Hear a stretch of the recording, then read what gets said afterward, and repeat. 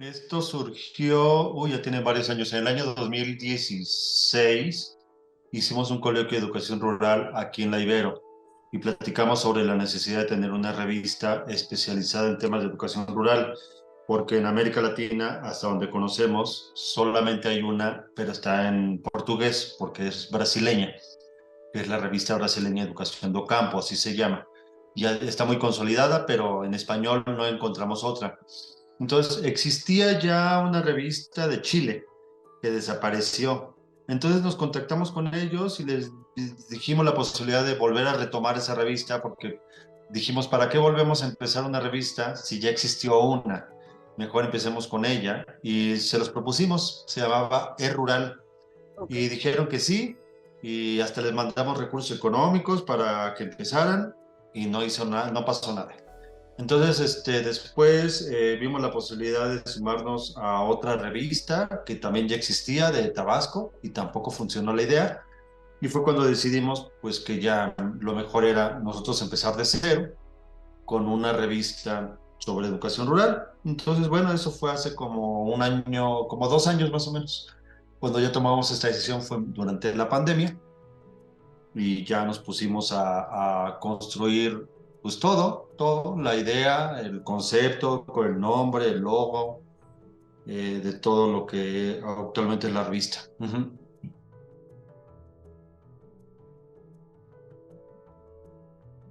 Pues muy complejo y he aprendido mucho.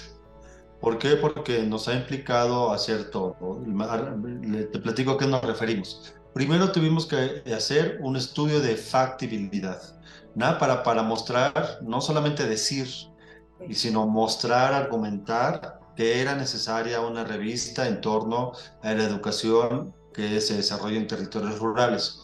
En el estudio de factibilidad también ese lo hizo una colega que se llama Graciela Carrasco y a quien debo de agradecer evidentemente por haber hecho estudio de factibilidad. Y mostrábamos eso, que no existen muchas revistas al respecto, sin embargo que había suficiente número de artículos para poder sostener otra revista, porque era el argumento. Algunos decían, es que no va a haber suficientes textos, no lo van a poder sostener con el tiempo. Y tratamos de argumentar que sí era factible. Entonces, bueno, tuvimos que este estudio de factibilidad. El estudio de factibilidad se pensó en el nombre, en el logo de la revista, en su acrónimo o siglas. Y, y una vez que hicimos eso, tuvimos que elaborar una serie de documentos que la propia Ibero nos pidió, como es un formato para los dictámenes, para dictaminar los revistas, formar el consejo técnico, el comité editorial, quiénes van a ser los dictaminadores. Bueno, una serie de cosas que ahorita tal vez no tenga sentido reseñar, pero que ha sido como, nos llevó mucho tiempo, mucho más de lo que uno cree. Entonces, en algún momento pensábamos lanzar esta revista para el 20 aniversario del INIDE, que fue en septiembre del año pasado, pero no nos dio, no pudimos, no lo alcanzamos y por eso acaba de salir a la luz ahorita en el mes de marzo. Queremos que sea un espacio de divulgación, ¿no? Y de diálogo y de reflexión en torno a la educación en territorios rurales. Nos gustaría que sea una revista innovadora. Te pongo un par de ejemplos. Estamos esperando, es decir, que no sea solamente académica, que no esté cerrada solamente a las universidades, sino que tenga una mayor amplitud en su lectura. Por ejemplo, en este primer número invitamos a una maestra rural multigrado de San Luis Potosí, quien elaboró un texto sobre su experiencia de ser maestra rural. Entonces, no estamos cerrados solamente a recibir artículos que se dictaminen, que eso evidentemente se hace, pero estamos esperando también otro tipo de textos, ¿no? Como este que estoy comentando de reflexiones de maestros rurales, que las reseñas no solamente sean de libros, estamos esperando también que haya reseñas de videos, de documentales, de películas en torno a la educación rural. Estamos esperando también recibir no solamente textos, como ocurrió hasta el día de hoy, en portugués y español, sino también hacemos una invitación a recibir textos en idiomas de pueblos originarios. porque tienen la misma validez que tiene el inglés y que el español y que el portugués y que el francés. Sin embargo, prácticamente las revistas no les dan espacio o no admiten o no dan la posibilidad de que si alguien quiere redactar algún texto o algún ensayo o algún artículo de investigación en un idioma de un pueblo originario, pues aquí en la revista somos bienvenidos. Haremos el esfuerzo para recibir ese tipo de textos, lo cual implica un enorme esfuerzo, porque no solamente recibir ese texto, es enviarlo a dictaminar, a evaluar con especialistas que dominen ese idioma originario, de pueblos originarios, y después evidentemente hacer la revisión de estilo, y lo cual pues, nos implica mayor esfuerzo, pero estamos en la mejor disposición para hacerlo. Entonces, pues en la medida de lo posible, pretendemos que sea un espacio no solamente cerrado hacia la academia, sino ser lo más amplio posible hacia las escuelas, los maestros y otro tipo de públicos, no necesariamente académicos.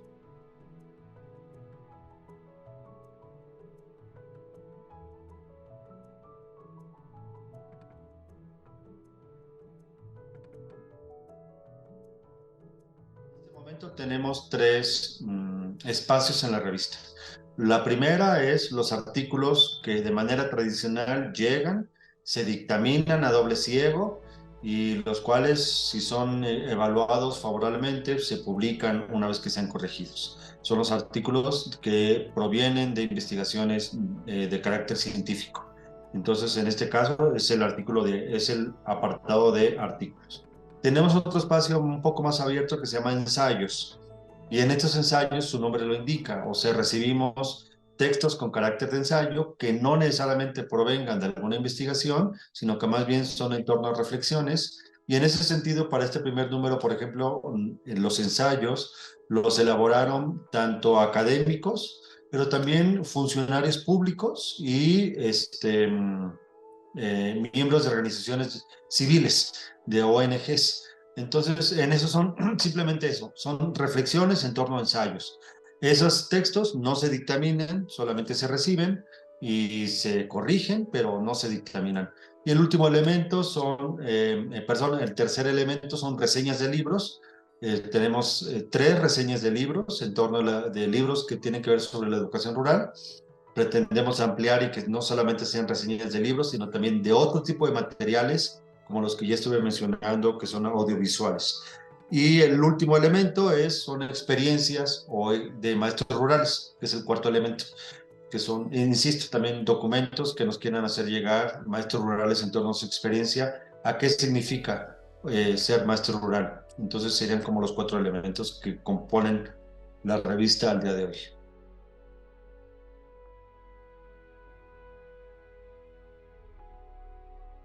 Primero, tener un sólido equipo de comité, ¿no? Está el comité académico, el comité editorial, el comité científico, eso. Segundo, que todos los artículos que están en el apartado de artículos son dictaminados en un proceso estricto de doble ciego, que tienen ciertas características, con ciertas características los documentos, deben de cumplir ciertos criterios específicos. Después, una vez que lo recibimos, lo primero que hacemos es pasarlo en de estos procesadores que buscan que no haya plagio, ¿no? Por ejemplo, uno de los documentos que nos enviaron era prácticamente plagiado, lo cual hacemos un primer filtro, esos evidentemente no se reciben. Y una vez que pasan este sistema de que no haya plagio, insisto, se envían a dictaminar, porque sí pretendemos, evidentemente, cumplir todos los requerimientos para que a partir del tener publicado el segundo número y tener algo que se llama el ISSN, que es como el registro de la revista, poder acceder a los índices, ¿no? Que en este caso Redalic, Dialnet y otros tantos, pero sí, evidentemente pretendemos aspirar, porque eso también hay que decirlo, también eso también le vale a las personas que envíen artículos. Es muy importante que la revista esté indexada. De otra manera, pues poca gente va a animarse a enviarnos artículos si no estamos indexados. Pero una vez que tengamos publicados los dos primeros números y que podamos argumentar y mostrar que hemos seguido un proceso de selección, de dictaminación, pues pretendemos que a partir del tercer número alcancemos a estar en al menos en un primer índice y así ir incrementando nuestra visibilidad en índices y bases de datos.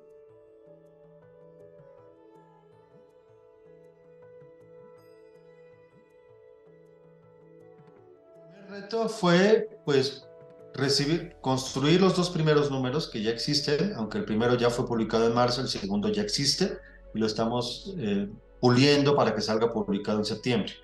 Entonces, el primer reto fue conseguir a los autores de artículos, de ensayos, de reseñas y de experiencias para maestros para una revista que no existía. Es decir, de por sí es complicado enviar una revista, un texto a una revista, pero si les pides enviar un texto para una revista que no existe, no es que no tenga ISNN, no es que no esté indexada, es que no existe, no existía en su momento. Entonces fue un gran reto conseguir el suficiente número de artículos. Al final, hasta nos sobrepasamos, ¿no? Porque al final los dos primeros números están conformados por 10 artículos dictaminados, por 20 ensayos, por 6 reseñas de libros. Es decir, al final tuvimos una muy buena respuesta de los autores y mucho más de la que esperábamos, afortunadamente, y pudimos completar de manera sobrada los contenidos de los dos primeros números. Pero ese reto fue ese, o sea, conseguir los suficientes textos para poder construir una revista que en su momento no existía.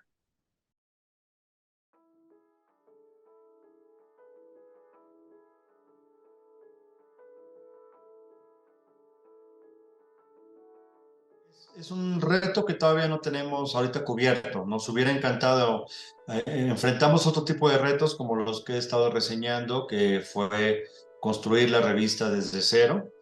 Pero claro, en una futura etapa pretendemos acercarnos a las comunidades y también abrir espacios de difusión hacia las ideas que ellos tengan. En este momento no lo hemos alcanzado, ni mucho menos. Estamos en una etapa apenas de inicial, pero sí pretendemos definitivamente en un futuro cercano pretender ser un espacio de difusión de ideas. En ese sentido, y considerando que, insisto, la revista tendrá un apartado de artículos dictaminados para cumplir estos criterios que nos exigen los índices.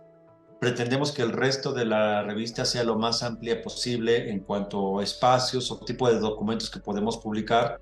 Y en ese sentido creo que cabrían muchas reflexiones o documentos mismos que nos pudieran hacer llegar de las propias comunidades. Pero insisto, al día de hoy eso todavía no lo tenemos.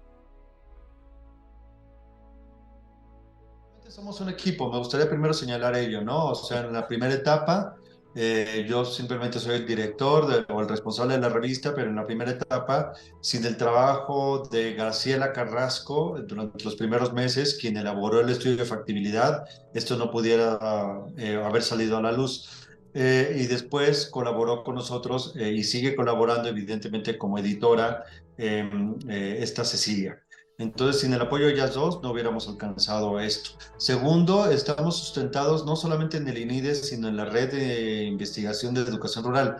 Y ahí eso nos da una plataforma muy importante porque ahí tenemos pues, a muchos dictaminadores, a gente del comité científico y que tiene un carácter internacional. Eso también es muy importante, que las revistas no sean endogámicas. Hay varias revistas, que ahorita no voy a decir su nombre, que son de la Ibero y donde publican pura gente de la Ibero y está hecha por gente de la Ibero y la dictamina gente de la Ibero, o no de la Ibero misma, de la UNAM tienen lo mismo y todas las instituciones la tienen. En ese sentido, nosotros al habernos apoyado en nuestros orígenes, tanto en el INIDE y en la Ibero misma, pero también en la red de educación rural, nos ha garantizado una mayor pluralidad de voces. Entonces ya tenemos el carácter internacional, participan gente, es decir, que el nombre de revista iberoamericana no se quede en el título, sino que también en su desarrollo tenga ese carácter iberoamericano. Pretendemos al menos que eso se muestre en los dos primeros números. Y así hemos alcanzado, y los dos primeros números contienen textos que provienen de Colombia, de España, de Ecuador, de Cuba, evidentemente de México, de Venezuela, Entonces sí creemos que tenga realmente un carácter internacional e iberoamericano. Y en ese sentido, insisto, el hecho de estar apoyados en la plataforma que es la Red de Educación Rural, pues eso definitivamente nos ha facilitado mucho, porque de otra manera hubiera sido muy complejo poder construir esta revista.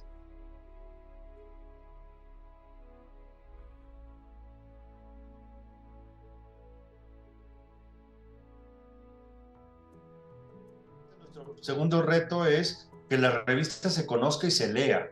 No queremos que sea una revista que solamente esté en internet y que no se revise, sino ahorita nuestro gran reto va a ser la difusión, la divulgación, el hecho que sea una revista en algunos años referente para los maestros, para los actores de los territorios rurales, no solamente en México, sino en Iberoamérica.